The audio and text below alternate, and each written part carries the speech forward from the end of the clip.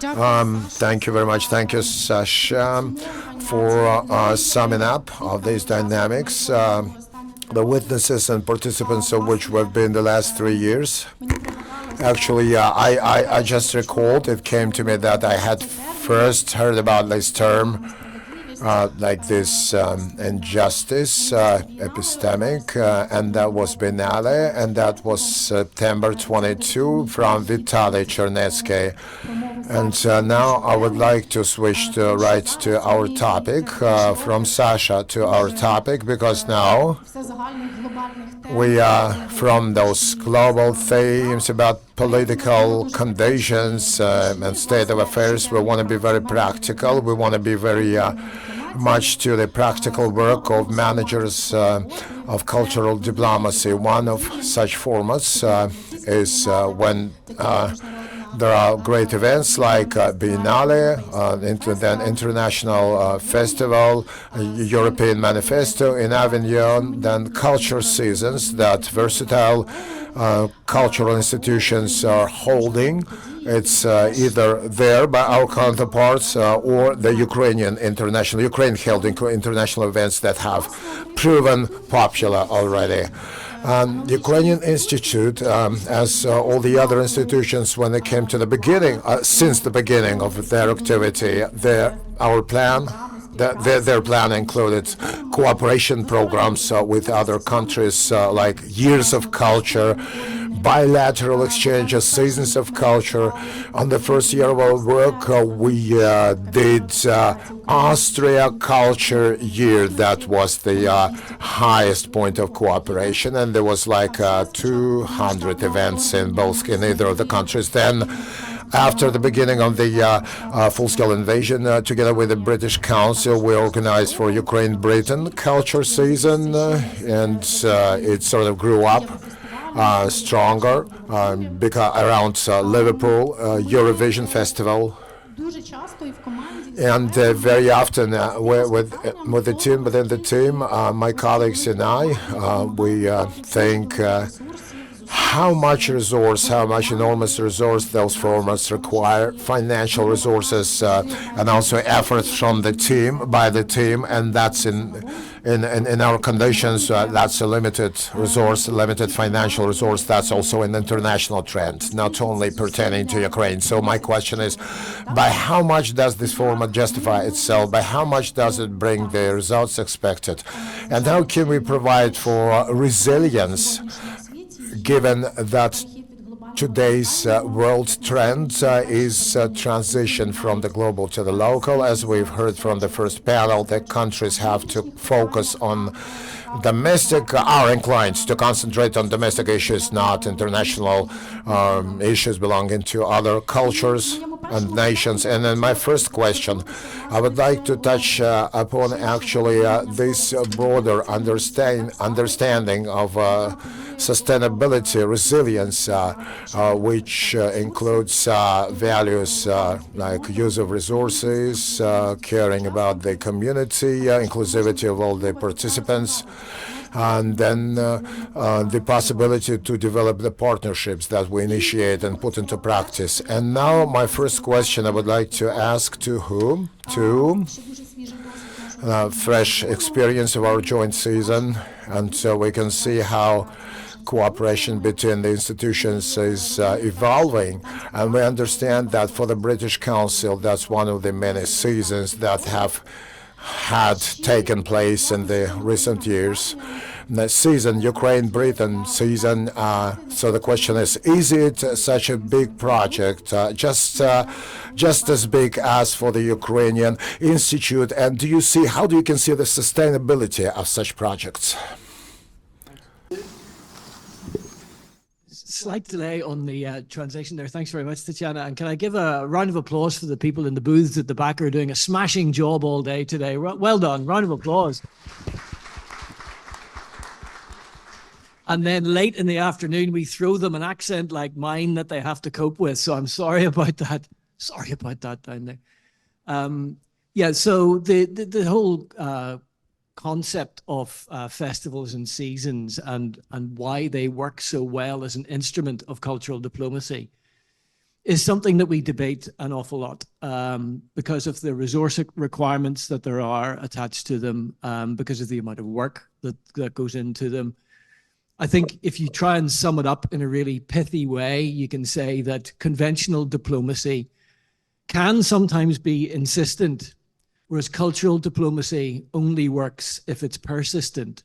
And I think it's the persistence that a cultural season or a focus over a period of time gives you that allows you to build the kind of relationships and help a place get to know you better than before.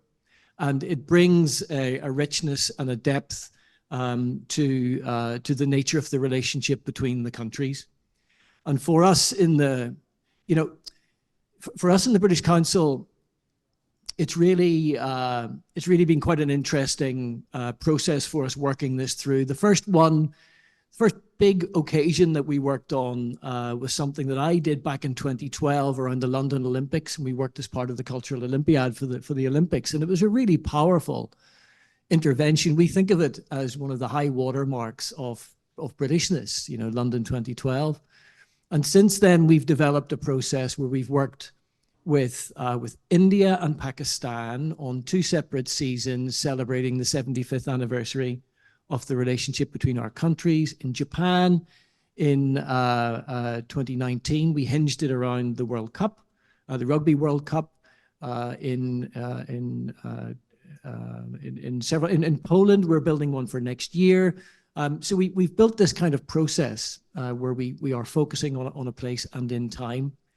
And of course, with the Ukrainian Institute, we had the bittersweet happening in 2022, where we had been planning a cultural season between our countries to celebrate 30 years of cultural engagement, of diplomatic relationships between our countries.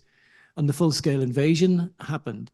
And my colleagues working with you very closely had to pivot very, very quickly to bring the bulk of the work to the UK, 40 events, 20 cities, millions reached. The takeaway that I have from that is that the work was exceptionally strong. That Ukraine's presence in the UK in 2022 as part of that season wasn't welcome just simply because of the full-scale invasion, all that was taking place here, and the horrors of the war that was being inflicted on Ukraine by Russia. But the voice of the artist, the work that was produced, whether it was What Grows in the Heart about LGBT issues being shown in Belfast, a place that has known its own troubles, right the way through to Chernobyl-Dorf, large-scale, Huddersfield, the work at Greenwich and Docklands Festival with Bits Destroyed, all these wonderful pieces of work that have gone on to be more significant as a result of that intervention. So we are insistent because we take time and we build relationships. And the one, I'll finish with this one little piece of data that the Minister for Foreign Affairs might like this actually. And it's the point about leverage. Research from our organizations suggests that for every £1 that is invested in cultural seasons, there's a 7-fold return on that. And that's, £7 back in new money for the arts organizations, or new activities, new partnerships, or the work. They've built relationships that helps the work go further and further into the world. And it blossoms by 7 times. And I think while it's not income on our books or not income on your books, it is income that is directly attributable to the work of the Ukrainian Institute and what you did in the UK that year with us. And we're very proud of that.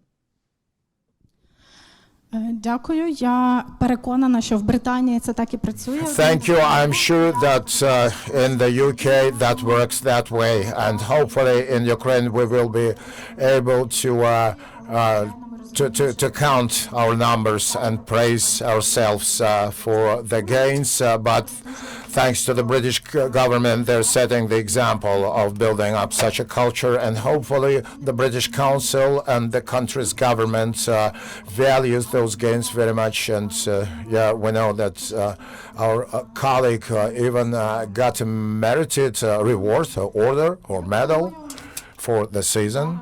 And now I suggest that we look at the experience of the sort of opposite part of the globe and look into Indonesia. And my next question is for Mr. Bambang, that traveled from Jakarta to Kiev, which was an incredible journey, and we value your efforts very much. We value your interest and attention to our country, to our culture, and we really like this opportunity to find out more about Indonesian culture we don't know well enough.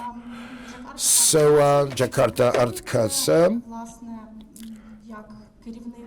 you work as performance leader, which is the Theater Performance Expert Board or Council, the biggest international events in Indonesia, and in a specific format. Why is it your good format? How do you see sustainability, and what was your first experience in your Ukrainian-Indonesian cooperation? Yeah. Good evening, everybody. I need Tetyana because sometimes my English lost. So I want to speak Indonesia. We would love to hear. Oke. Saudara-saudara, saya tarik mundur dulu dalam konteks pendekatan budaya dan diplomasi budaya. Jadi kenapa memang itu adalah investasi jangka panjang? Sebagaimana pengalaman Indonesia modern itu lahir dari dari 1.340 etnik, 700 bahasa, dan itu yang hidup di 17.000 pulau. Jadi itulah bukti kenapa Indonesia hari ini tetap ada, karena lahir dari yang saya katakan tadi. Ini adalah kontribusi besar етнік pada Indonesia modern. Спершу я хочу розповісти трішки про сучасну Індонезію. I want to talk a little bit about the modern Indonesia. 17,000 islands it has, and subsequently more than 1,000 ethnic groups. And these particular ethnic groups have made an impact on the Indonesian art and culture as is. Kenapa kemudian Ukraina tidak hancur dalam beberapa hari oleh Rusia? Itu karena dia adalah sebuah bangsa yang kuat. Sebagaimana Indonesia lahir sebagai bangsa yang kuat, lahir dari bangsa-bangsa yang lain. І тепер я знаю, чому Україна не здалася. Now I know why Ukraine didn't give up in 3 days as other countries thought. It was because the Ukrainian nation is just as strong as Indonesia. Dalam konteks investasi budaya jangka panjang, sebagaimana yang dibuat oleh Jakarta Art Council selama ini, kami memaknai sebuah festival adalah momen atau peristiwa panen. For the Council of Artists of Jakarta, such festivals are some sort of yield or harvest that they crop every year. Jadi panen adalah sebuah perayaan atas berbagai perbedaan. And this harvest is some sort of celebration and festivity that is very important for Indonesian art.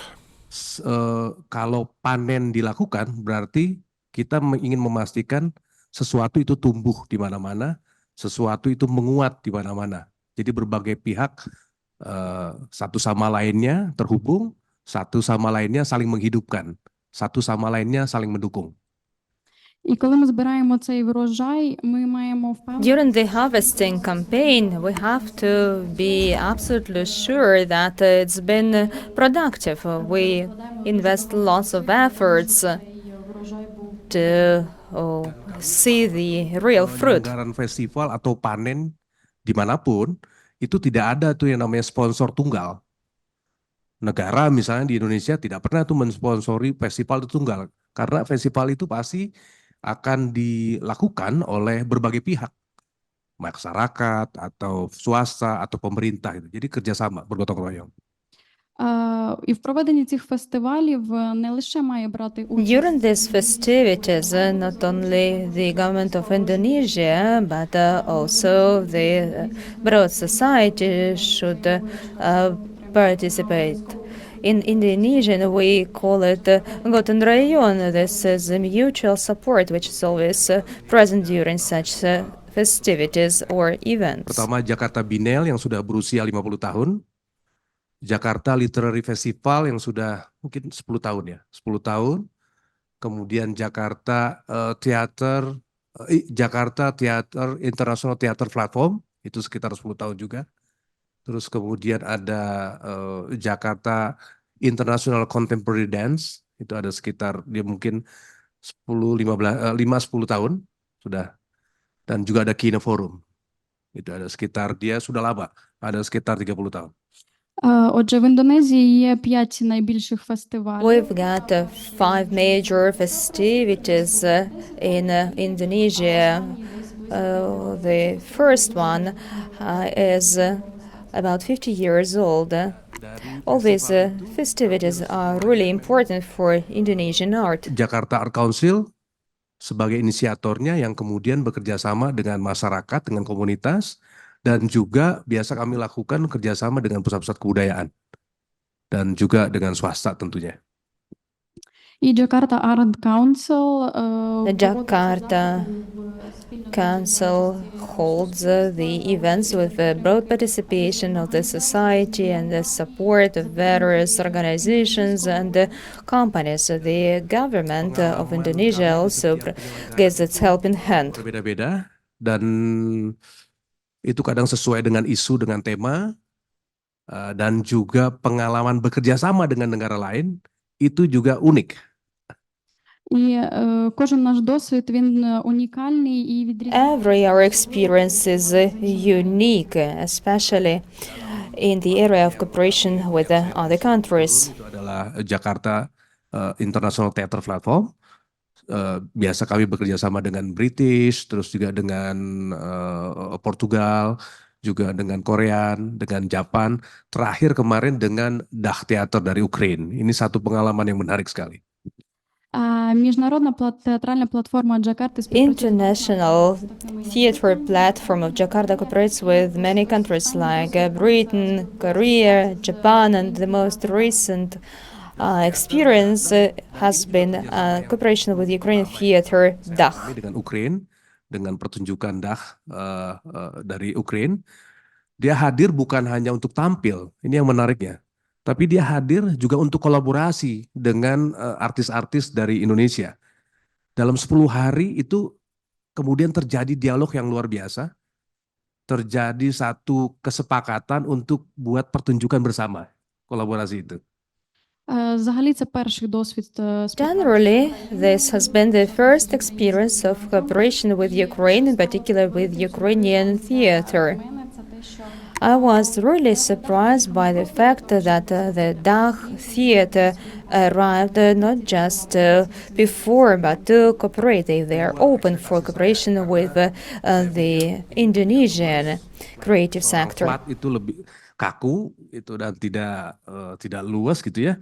Tapi ketika dia bertemu dengan artis-artis muda di Indonesia, dia begitu sangat open dan sangat luas untuk bekerja sama dan membuat struktur baru gitu. Padahal karyanya sudah jadi. Tapi kemudian yang membuat struktur baru yang kemudian itu bisa kita nikmati sebagai seorang Ukraina, sebagai seorang Indonesia itu bisa kita nikmati. Спершу були сумніви з приводу співпраці. At first, we had some doubts regarding cooperation with Vlad because it seemed that Vlad is characterized by stereotypes. However, after the start of our cooperation, we realized that he is a very open person. They had already made performance, but they were flexible to make changes reflecting Indonesian culture. Bagaimana diplomasi budaya itu bekerja antar negara. Jadi tidak hanya saling penghormatan, tapi juga saling menghargai, ya. Tapi kemudian juga saling mendukung. Sebagaimana yang dinyatakan oleh Bapak Dubes saya, ini bentuk gestur bangsa Indonesia bahwa bangsa Indonesia itu hadir di masyarakat Ukraina. І ось так працює культурна дипломатія. Тобто This is how the cultural diplomacy works. It's cultural diplomacy in action. We have to support, respect, and value each other. As Mr. Ambassador said, it was a sign from the Indonesian society demonstrating that it remembers Ukraine and supports it. Thank you very much. Особлива подяка за можливість почути індонезійську мову. Special thanks for this opportunity to listen to the sound of the Indonesian language. In fact, we are supportive of globalization. At the same time, we sometimes deprive us of this opportunity to listen to the local languages, to their beauty. Thank you. Let's continue discussion of the performance sector, but maybe let's move to Europe. And my next question is for Federico. You work with the oldest and the largest theater festival in Avignon. It's over 60 years old. Nearly 90,000 people attend Avignon at the time of this festival. What is the effect of the festival for the city, and actually, what does it mean to be sustainable as a festival? So Avignon is quite special, you know. It's one of the biggest festivals of Europe with Edinburgh, and we share this with UK. And it's a really old one, but it's really special because it's separated in two entities. One is the IN Festival, the official Avignon Festival, which is a curation made by Tiago Rodriguez and Magda Bissaro.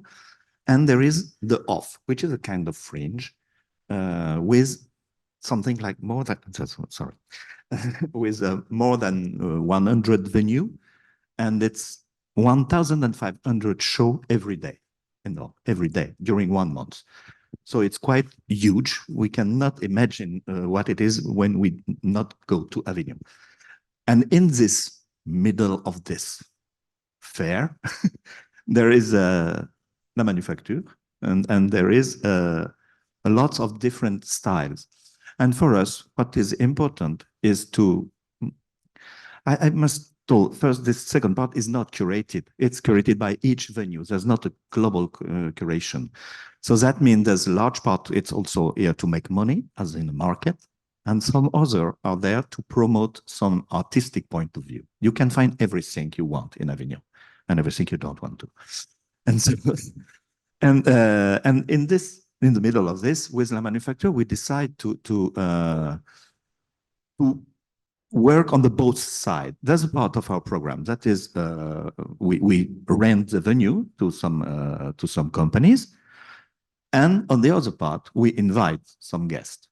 The both parts are curated. It's not just because you pay that you can be programmed in La Manufacture. So in this curation, I'm in charge of the international program, and this international program starts 2 years ago with the first pavilion, Ukraine. Of course, it's not, the sustainability of that is just to show the Ukrainian culture and this unknown culture for the Western country, you know. And our purpose was really to show the artists that are still living and working in Ukraine. It's not a judgment for the ones who choose to exile. There's many reasons, and I don't have to judge that. But we want to promote the groups that are still there and are still working. Because what we made on the 25th of February 22, we start with a friend of mine, which now in the minister, we start to have a motto, which is, it's not only a territory attack, it's a cultural attack. So we want to defend and to promote this culture and show that the Ukrainian culture is not a subculture of the Soviet time. It's got its own value and its own, it has been said all day, so sorry, I won't extend on it. And for that, we make a first pavilion of 1 week. It was really difficult with the support of the Ukrainian Institute and the French Institute and ONDA. I will explain to those who want to know what it is. And it was really tough because we had 1 week. We organized in few weeks this pavilion, and so we decided this year that it was not enough, and we really organized something more bigger, and with the Ukrainian Institute, with the French Institute, with ZMINA, with a foundation here, supplied by the European Union. And we made this pavilion. So it's orange also. And for us, what was the important part is not just to show, but also to promote. That means that the shows that we invite will be also support for touring in France and in Europe. And we will help, and it will be a part of our job to follow this, and not just to show in this fair that is and in this market. Did I answer the question? Yeah. How does як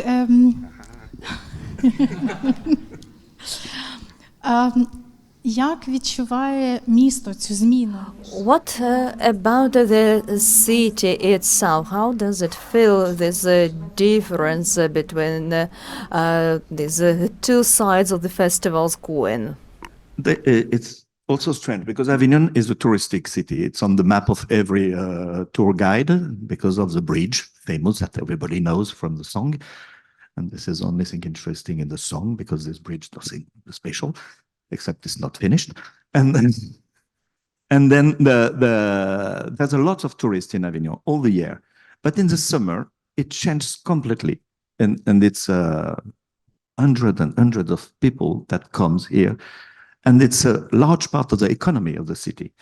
We had twice cancellation of the Festival d'Avignon, one for a strike of the art worker in 2003, and another one for the pandemic. And it was terrible because a large part of the economy of the city collapsed because it's supported. You cannot imagine that all the restaurants make half of the incomes of the year in 1 month. So it's also an economical strength. And what these two cancellations shows that its culture can also bring and drive economy. So this is the transformation of the city. And last thing with Avignon, Avignon is surrounded by wall, it's an old city. And what is interesting and what we are trying to do in La Manufacture is also to reach this part of the city which is outside of the wall, because it's generally the poor people and it's really hard outskirts, or the poorest of France. And we work with that. And for us, it was really important to bring this Ukrainian pavilion in the suburb. And it was a large part of our success because we managed to reach also one audience that doesn't go inside the wall during the festivals. Дуже дякую. Thank you Olesia. very much. Now the question for Olesia. Olesia, let's discuss the way to organize cultural events, large-scale festivities at the time of war. Book Arsenal is one of the major events in Ukraine. You continued this festival after the full-scale invasion. It seems that the number of visitors has even grown if compared to the previous statistics. We recognize, of course, all the challenges such as shelling and blackouts. It is important to invest lots of efforts and resources. We should realize that this is reality. It is possible that we can lose everything due to these external circumstances. But what inspires you and your team when you work in Kiev at this time of war? Thank you very much for this question. In fact, the book festival has downscaled. It takes place in the building of Arsenal. It's a huge building, and before the invasion we used 2 floors for the festival. In 2023, we used just 70% of the first floor. This year, we managed to cover the entire first floor. This is a substantial organizational risk. This year, the festival took place in late May. Approximately till the 10th of May, we did not experience any blackouts. If I'm not mistaken, the first blackout took place on May the 14th. So the electricity was cut off at my place while my colleagues still enjoyed the supply. So we had to discuss the use of the power units, power generators for the festival. It's very expensive, it's very difficult. We had to get some funding. So we also decided that we need to invent some communication strategy. We had to understand how to communicate this disaster if it happens. But we did not believe the reality, the probability of that till the very end. But finally, on May 14th, we realized that we had to face the truth. We developed a backup plan for powering our festival, so we did not have any problems during the festival. Actually, there were no airborne raids and no blackouts on the day on these days of the festival. So, you know, if you try to arrange such kind of an event, you have to act like a sportsman, like a shooter, shooting at moving aims. So you have to coordinate many processes in parallel. But this is a thrilling adventure. The question is why, yeah? Why should we work so intensively? One of the answers is hidden in the Start 22. This happened after Russian troops retreated from Kiev. Like many of you, I studied in Kiev with a part of my team, and I communicated with my friends who were also in Kiev at that time.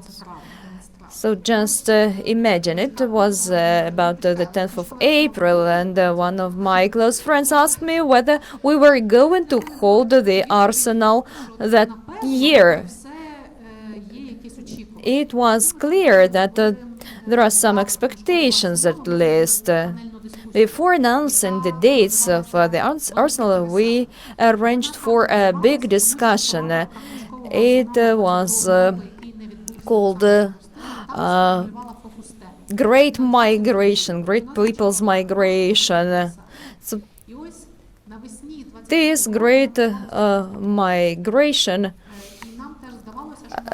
sounded very important for people. We decided that we had to come together and discuss this experience, discuss what happened to us, so discuss our future. But in May 2022, we were not sure whether anyone would attend the festival. It was very intriguing for us. The Kiev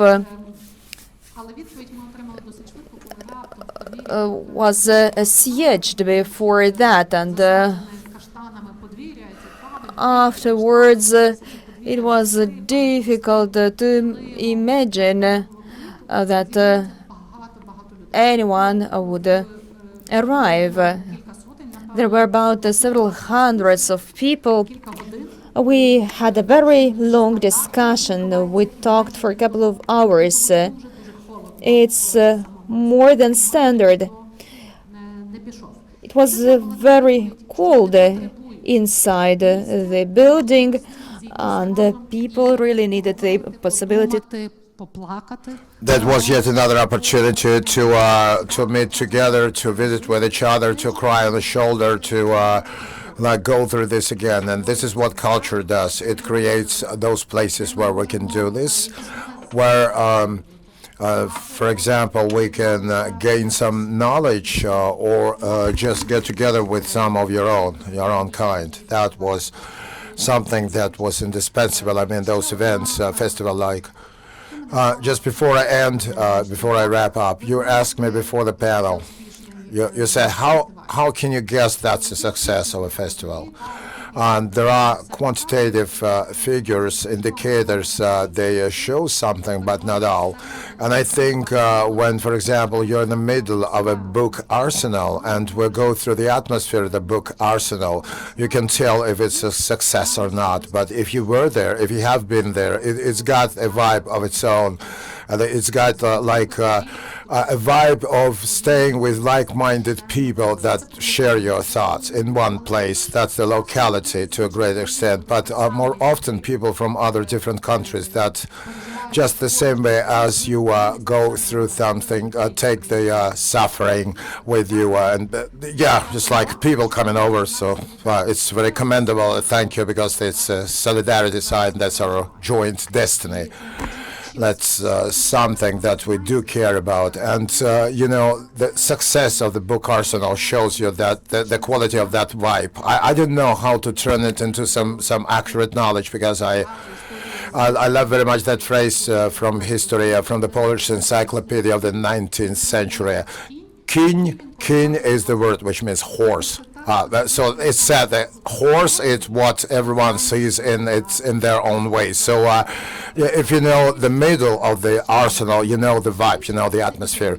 So yet one more idea, one more thing. That's ideas that we want to capture. That ideas, that resettlement or relocation, for example, that you want to capture and want to use. So this year, Tanya and Volodya that moderated the focus theme. That was the main metaphor and theme of the book arsenals of the most important issue, underlying issue, and it's the talk of the day, for example. So and this year that was living on the edge, living on the verge. So where is the edge, where is the center, was the question. Is there a division between the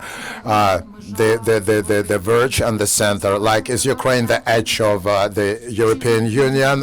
Maybe it was relocated to the heart of it. Is it important? So very recently, I, for example, saw like an American historian, that's a she historian, Macy Shore. She mentioned that metaphor, and she cited Tanya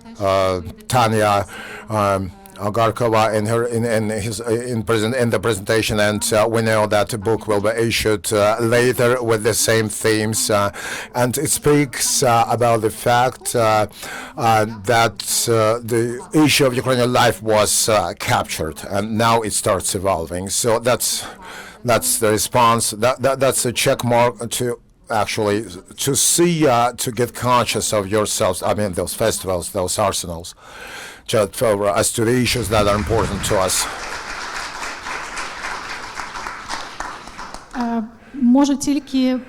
I can only say yes, I agree with that, that planning any big event with the cultural diplomacy in Kiev, we need to plan for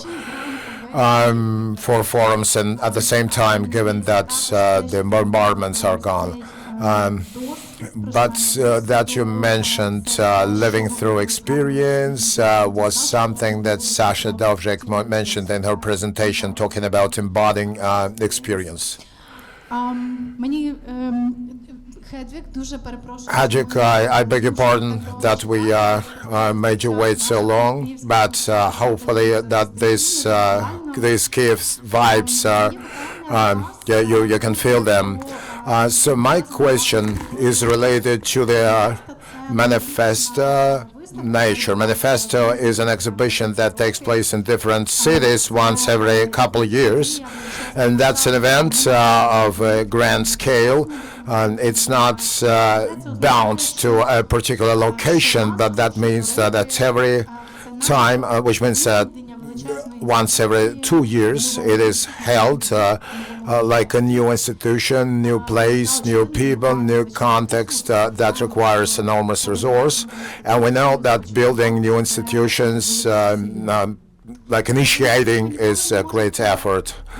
At the same time, you can never be sure and you can never guarantee that what you have built up will be duly accepted and followed up by the local communities, by the local authorities.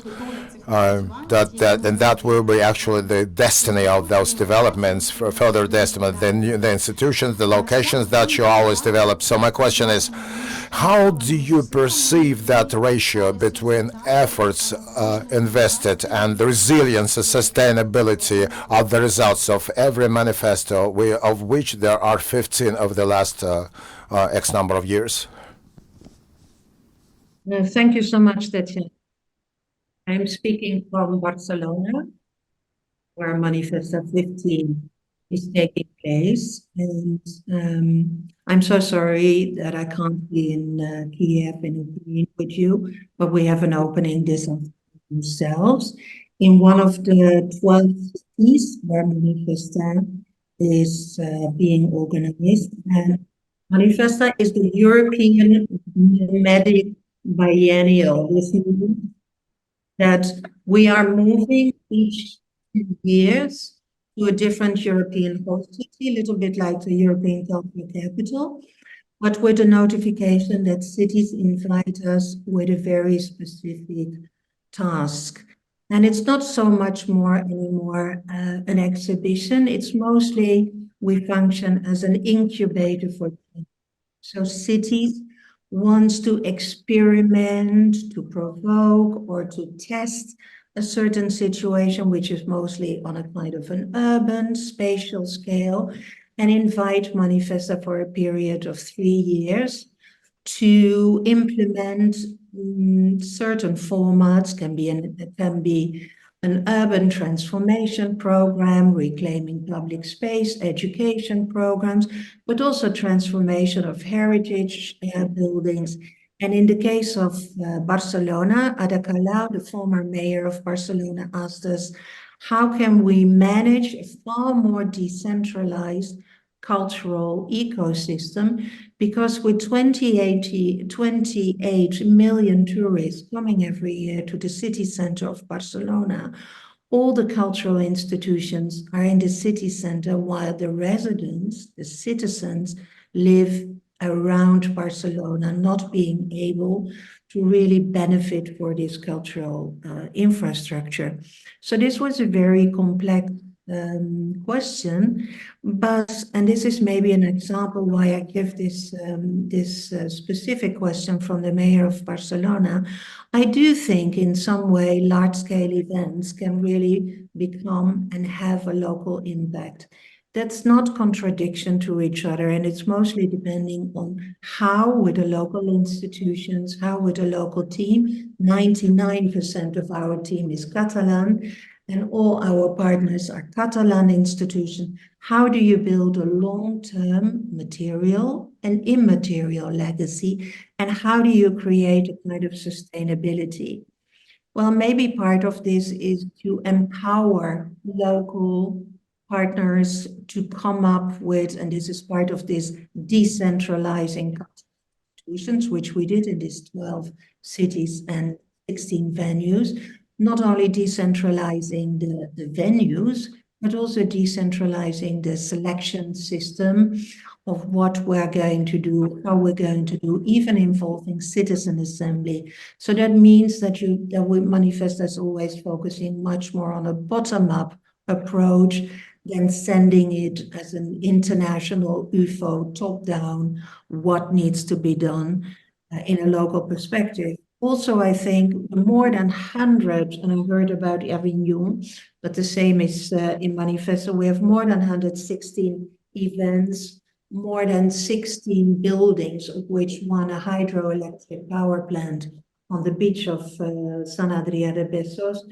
more than 200 Manifesta local initiatives, but also many, how would you say, discursive and discussions to make sure that Manifesta is not only superficially attending visitors, attending an exhibition, but much more also helping us, and we helping Barcelona citizens to become an incubator for change. So what does that mean? For example, we're talking about the future of the buildings we are using. How can we connect them to new mobility systems? How can we connect the rivers amongst the Barcelona coast into a new bicycle road? So they're more long-term goals we are trying to establish. And many people are asking, yeah, but you are leaving after 2 years. How do you sustain such effect? And I think last weekend I was in Italy, where in 2008 we did in Südtirol a Manifesta edition. And even 14 years later, they spoke about, let's say, the material effect, opening spaces, still continuing the spaces, but especially the energy, the self-consciousness, and let's say the competence building. I think what we could really be proof as a track record that we created these competence buildings and reinforcing a kind of self-consciousness in local communities all over Europe, in Palermo, last 2 years in Kosovo, but now in Barcelona. And we don't want to do this self-fulfilling prophecy, telling this to ourselves, but 2 days after the opening in the beginning of September, it was not Manifesta being celebrated mostly about, the fantastic exhibitions or the opening of the heritage spaces, but it was a very lively discussion in the Spanish and Catalan press. Why did we, for Christ's sake, needed Manifesta to show us how a decentralized metropolitan region looks like, and why do we need it Manifesta in this kind of sense? And I think the moment that I saw that these discussions were taken over by local opinion makers, I think we succeeded. Just in a practical sense, how do we continue after we go to the next venue? We do a public survey in the period when we are hosting the Manifesta, but also 1 year later, by an independent organization, a business school or a university, investigating quantitatively and qualitatively, did Manifesta do what it wanted to do or what it promised to do? And indeed, what was the return on investment? I heard our British panel member also saying it's very interesting to understand, let's say in a material quantitative way, how much money was coming back to a city hosting such a kind of multilateral event, and how much did they also gain. I also put a lot of emphasis on immaterial legacy, like how could people find more powerful jobs after Manifesta? How can they continue in the spirits of Manifesta? But also especially about knowledge production. Tetyana, who came to the opening, saw that in collaboration with Ukrainian Institute, we did a pre-biennial research in Ukrainian culture. We showed several film programs, but also I think it's very important to create a kind of a long-term knowledge production. So in Spain, in Catalonia, we commissioned 3 archives, one about pedagogical renewal over the last 100 years, but also in looking into the Franco regime and looking into the Black archives, which didn't exist. So some of our projects are, let's say, very temporarily, they are running over 100 days, but others could have a long-term legacy for the community, but especially for the cultural ecosystem. And to finish this introduction off, at the end of this manifesto, we're opening a panel discussion between politicians, citizens, and opinion makers to ask them, okay, what is the future of what Manifesta proposed? Does that really look forward to a kind of a legacy? And then how do you see this? And we mediate this, we don't influence this. And of course, we're going to record this, and then we're going to publish this. So this was my introduction. Дякую. Дякую дуже.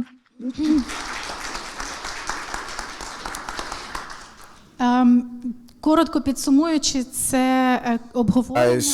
That's a discussion. I can see a few approaches or a few aspects to sustainability when it comes to those large format programs, and we can divide them into two categories. More pragmatic aspect when we talk about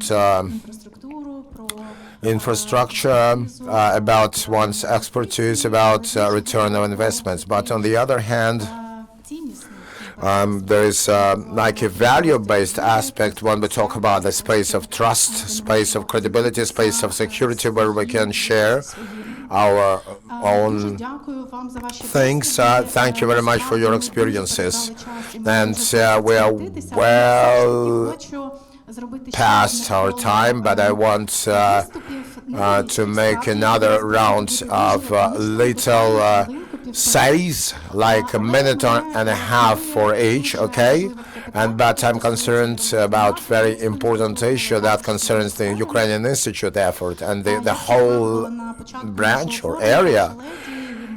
As Lady first mentioned in the beginning of our forum, and we can see the degree of interest in Ukraine, that it goes down. That's a natural process. We understand the nature of this process.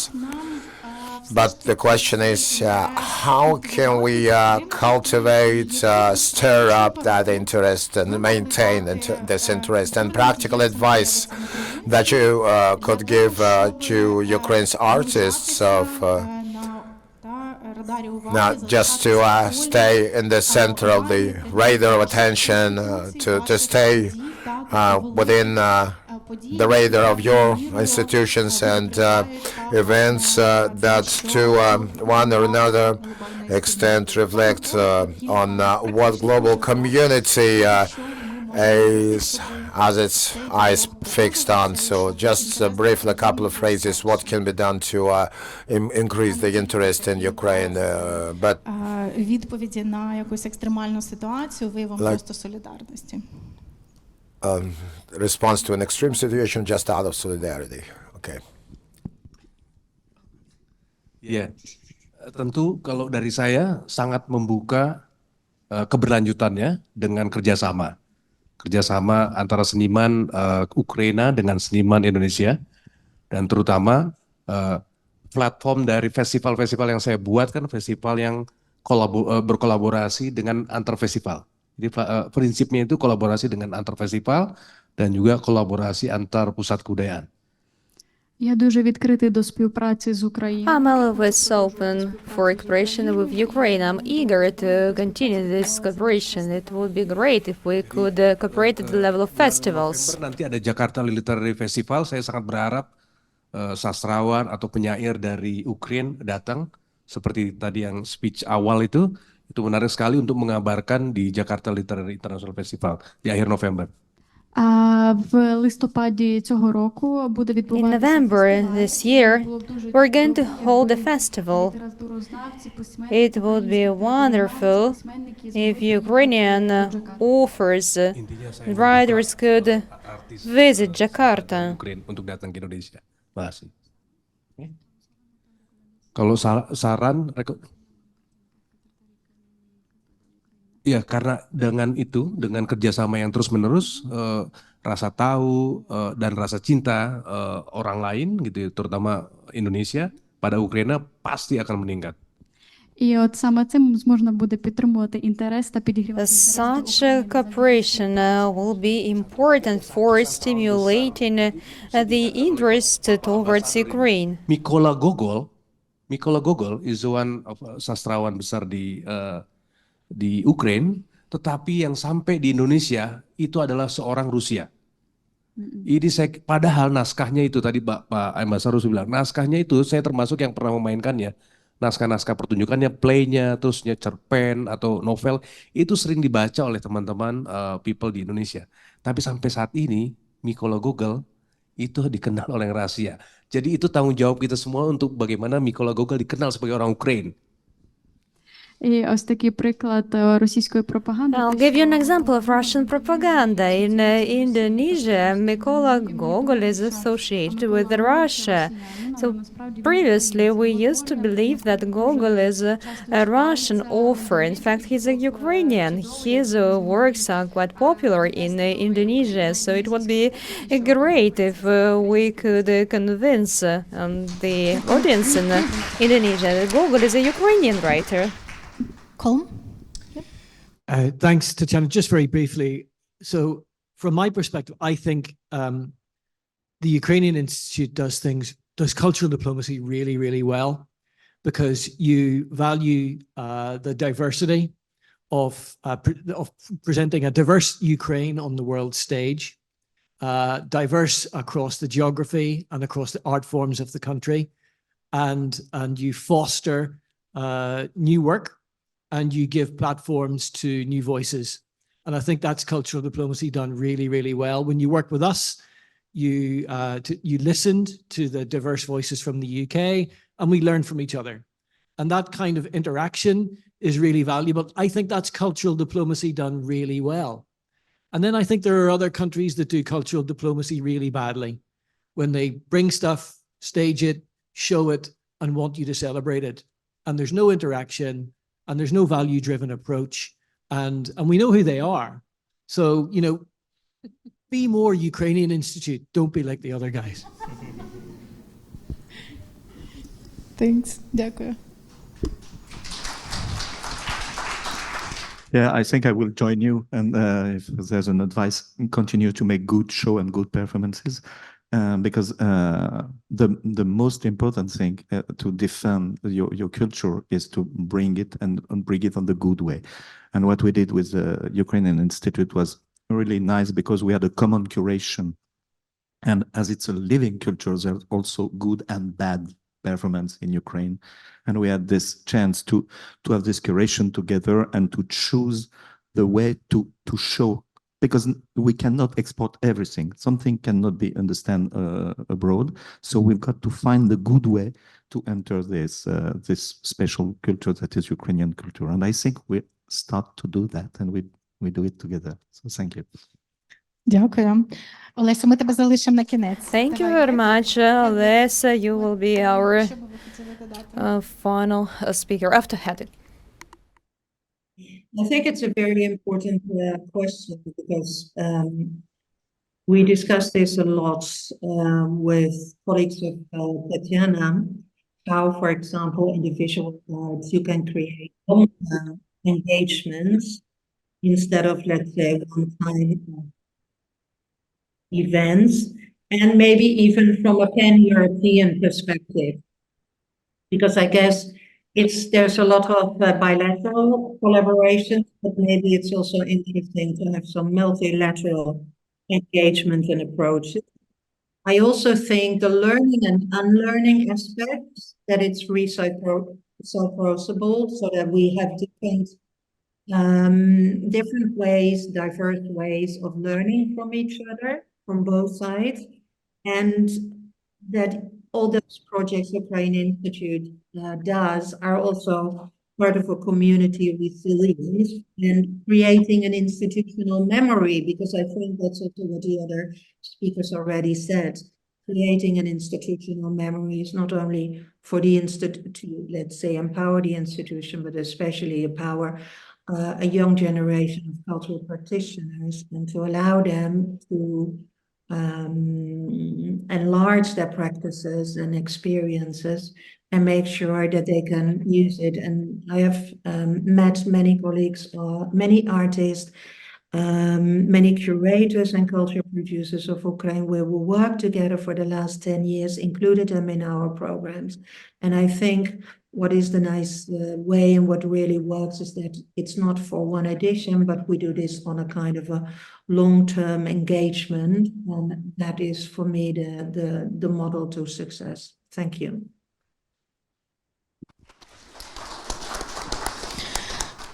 Олеся, якщо ти хочеш Olesia, maybe you would like also to share some piece of advice or best practice Or you might reflect on what the colleagues have said.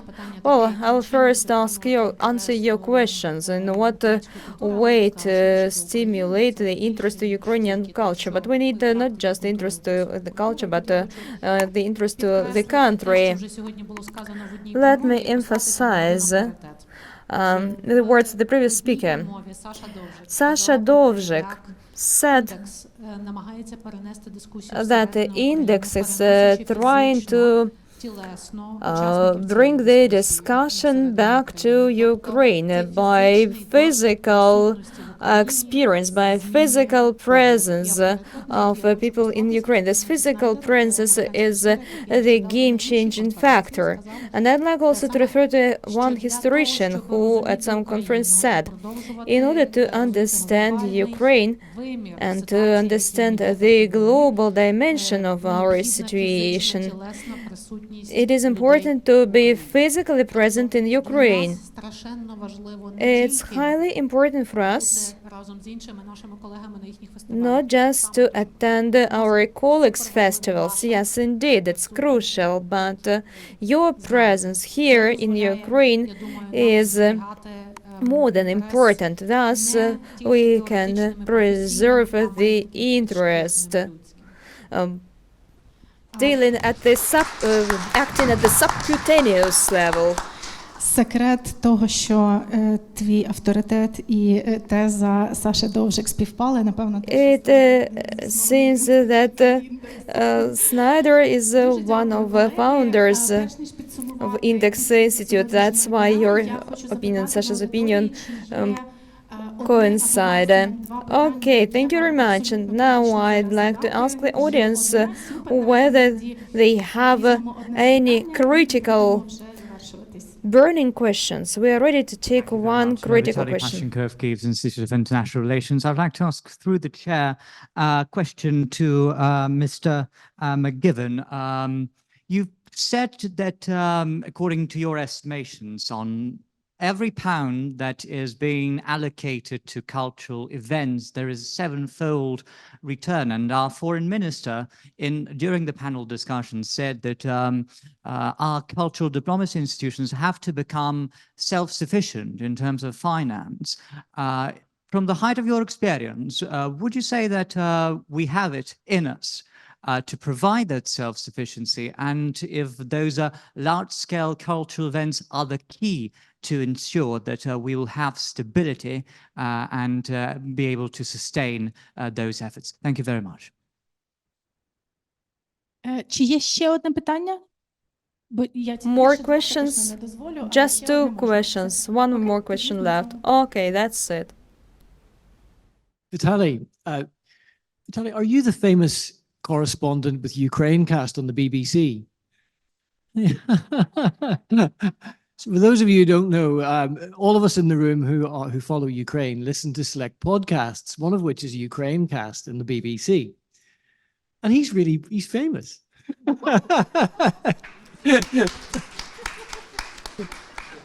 a voice well known in the UK. Now, after buttering him up, I'll not answer his question.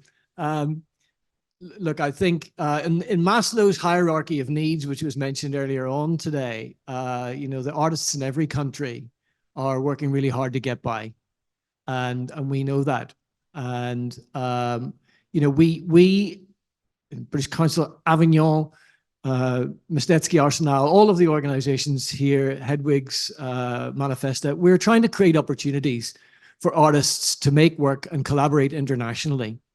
And if excellent things happen, which often they do, then that work takes flight and repays them and repays us in the world. And our analysts have got veracity behind the figure that I gave you, I promise you, because it's been researched. But it'll always be a struggle for us unless we have proper systemic funding of the arts in a way that makes it sustainable and allows artists to live and celebrate what they do. Thank you. Дякую дуже. Підсумовуючи нашу розмову. Thank you very much. So let's wrap up. For sustainable cooperation for the sake of the cultural relations development, we do need sustainable institutions. I believe that every panelist has stated that we have to listen to each other, we have to interact, and we have to find some common ground. It's important to learn from each other, to respect the diversity, to create opportunities for creating new works of art. With that, I would like to thank all our panelists. Many thanks to those who traveled to get Kiev. I wish you interesting discoveries in the field of Ukrainian culture here on the ground. With that, I'm ready to hand it over.